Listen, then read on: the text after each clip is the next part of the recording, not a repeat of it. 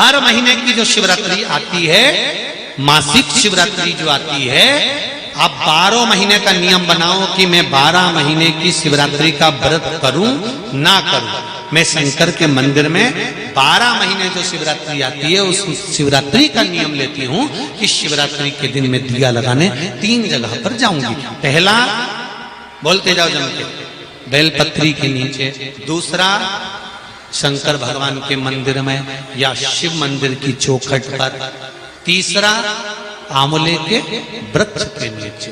ये 3 जगह पर आप प्रणाम कर कर, झोली पसार कर बाबा देवाधिदेव महादेव, माता लक्ष्मी और पार्वती के नाम से दिया लगाना प्रारंभ कर दीजिए।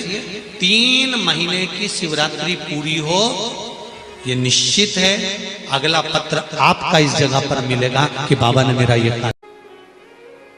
बहुत ध्यान से सुनना।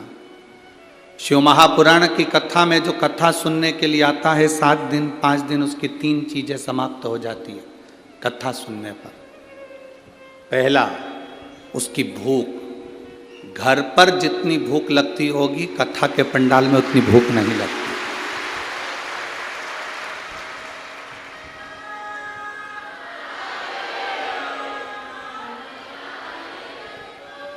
अगर भूख लगती तो ये उठकर भोजन के भंडारे में मिलती, पर सुबेरे नहा धोकर तैयार होकर वापिस पंडाल में सुबेरे 6 बजे से अपना आसन लगाकर इंतजार करने बैठ जाती है। दोपहर की 2 बजेगी और कथा में भूख समाप्त। जो झोले में थोड़ा बहुत बिस्कुट या कोई सामान कोई लाकर दे देता है, वो निकाल कर उसमें से थोड़ा सा खा लेती है। पास वाली कहती, खाना खाने नहीं जा रही? मैं तो नहीं जाऊं, मैं यहीं अच्छी, मैं नहीं जाऊं, मैं यहीं अच्छी हूँ। तो खाना तो यहीं पास में तो भंडारा चल रहा है, चल ना ना मैं नहीं जाऊं, मेरे पास तो रखा है। थोड़ा सा मुरमुरा लेके आई थी, उसको खा लेती, अब उसमें से निकाल कर खा। 3 चीजें शिव महापुराण की कथा में जो 7 दिन 5 दिन रहते हैं, उनकी 3 चीजें चली जाती है। भूख,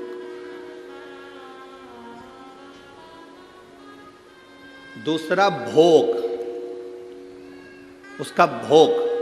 कितनी भी आसक्ति में डूबा हुआ व्यक्ति हो, आप जितने लोग यहां 7 दिन 5 दिन कथा सुनने के लिए आए हो, ऐसा कोई व्यक्ति नहीं जिसके पास में धन की कोई कमी हो। सबके पास बाबा ने पेट भरकर भोजन दिया है और अच्छा दिया। घर पर रहते हो तो कूलर चाहिए, पंखा चाहिए, हर 2 घंटे में चाय चाहिए, हर 2 घंटे में चाय चाहिए। 2 घंटे होते हैं और चाय की तैयार। थोड़ी देर बाद फल चाहिए, पूरा पूरा डनलफ के गद्दे पे आराम चाहिए, क्योंकि कमर में थोड़ी डिस्क की प्रॉब्लम है, किसी को घुटने की प्रॉब्लम है, किसी को किसी चीज की प्रॉब्लम। वहां रहती तो 2-4 बार आइडेक्स लगा लेती पाँव में। अब यहाँ तो आधा किलोमीटर दूर तो गाड़ियाँ रुकी हैं और वहाँ से यहाँ तक पैदल धक्का खाती खाती आड़ी टेढ़ी जगह में चलती चलती चलती चलती यहाँ तक पहुँची है।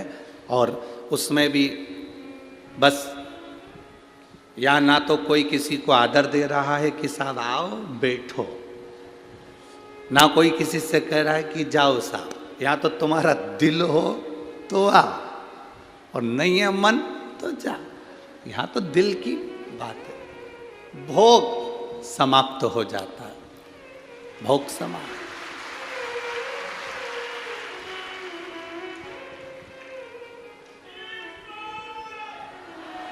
तीसरे नंबर पर शिव पुराण सुनने पर भोजन हमारा जो करने की, हमारी जो घर में आराम से चाय, अचार, ठेसा,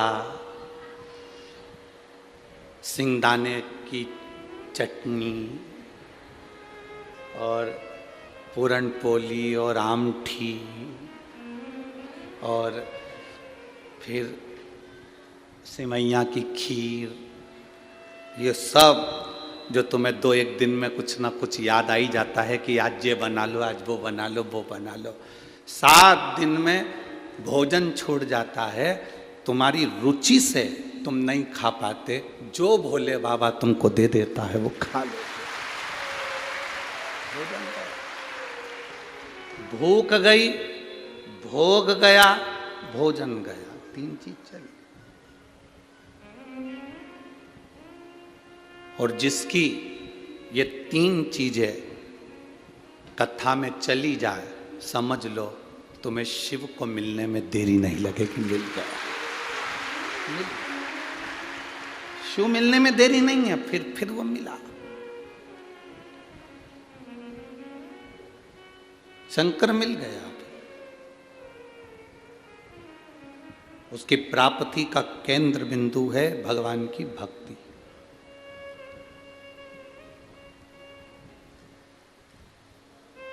दर्शन का मतलब ये नहीं कि हम शिवालय में जा रहे हैं, दर्शन का मतलब ये नहीं कि हम मंदिर जा रहे हैं, दर्शन का मतलब ये नहीं कि हम संत के दरवाजे जा रहे हैं। दर्शन का मतलब है जो हमारे पास में है, हमारी बहू हो, उसकी अच्छाई हमें जिंदगी भर देख रहे हैं, हमारी सास है उसमें अच्छाई जिंदगी भर देख रहे हैं, हमारे बच्चों की अच्छाई जिंदगी भर देख रहे हैं, अपने रिश्तेदारों की अच्छाई जिंदगी भर देख रहे हैं।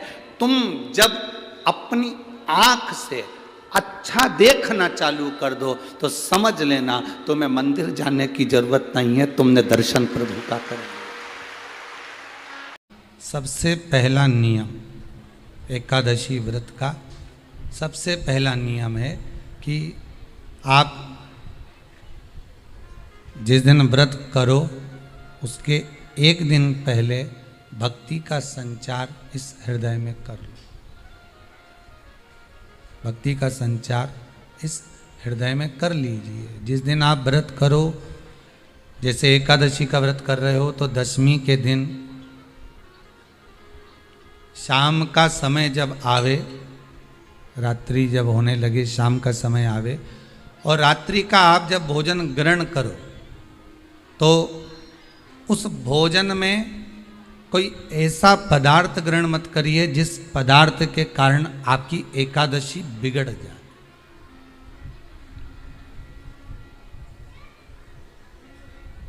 कोई बेकार भोजन हमें ग्रहण नहीं करना, श्रेष्ठ भोजन ग्रहण करिए दशमी के दिन।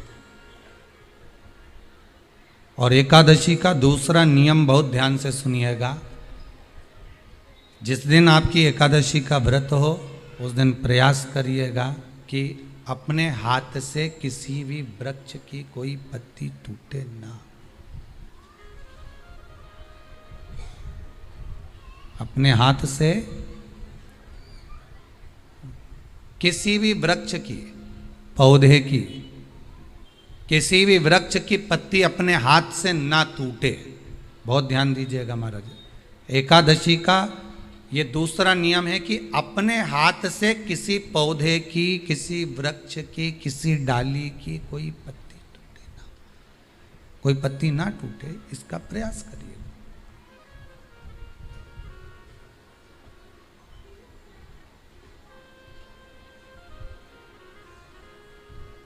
कितना सुंदर व्याख्यान कहा है, कितना सुंदर वर्णन है महाराज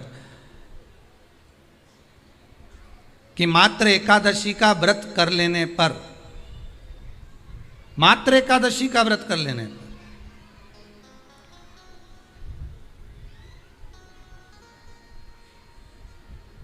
जो पूर्व में किया गया हमारा पाप कर्म है, हमने किसी जीव की हत्या करी है, हमने किसी को कष्ट प्रदान करा है, हमने किसी को अपशब्द कहा है, हमने किसी को ताने दिए, हमने किसी को आड़ा टेढ़ा कहा है, हमने किसी को गालियां दे दी है, मात्र एकादशी का व्रत ही कर लेने पर ये सारे जो दोष हैं वो समाप्त हो जाते हैं।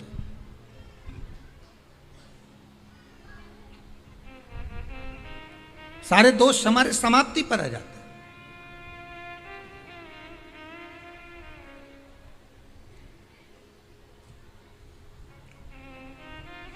अब एक विचार करिएगा थोड़ा सा अपने मन में, अपने चित्त में, अपनी वृत्ति में एक बात उतारिएगा, एक अपने मन में एक बात को उतार कर रखिएगा कि आप अपने पाप को अपने पाप कर्म को जिस दिन छिन्न करने वाले हो, समाप्त करने वाले हो, अपने पाप को आप जिस दिन समाप्ति पर लेकर जा रहे हो, तो उसके एक दिन पहले आपको प्रसन्नता होना चाहिए कि नहीं होना चाहिए कि कल मेरा पाप कटने वाला है, कल मेरा पाप समाप्त होने वाला है।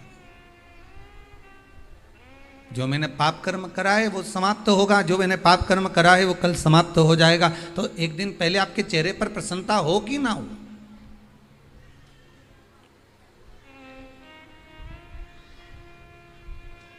और चेहरे पर वो प्रसन्नता आपके आना चाहिए कि कल मेरा एकादशी का व्रत है, आज दशमी है, कल एकादशी का व्रत है, तो कल मेरी जब एकादशी का व्रत रहेगा तो मेरा ना जाने कितना कितना पाप, कितना कितना असत्य, कितना कितना झूठ, कितना कितना प्रपंच वो समाप्त हो जाएगा। इसमें मुझे प्रसन्नता हो, इसमें मुझे आनंदता हो।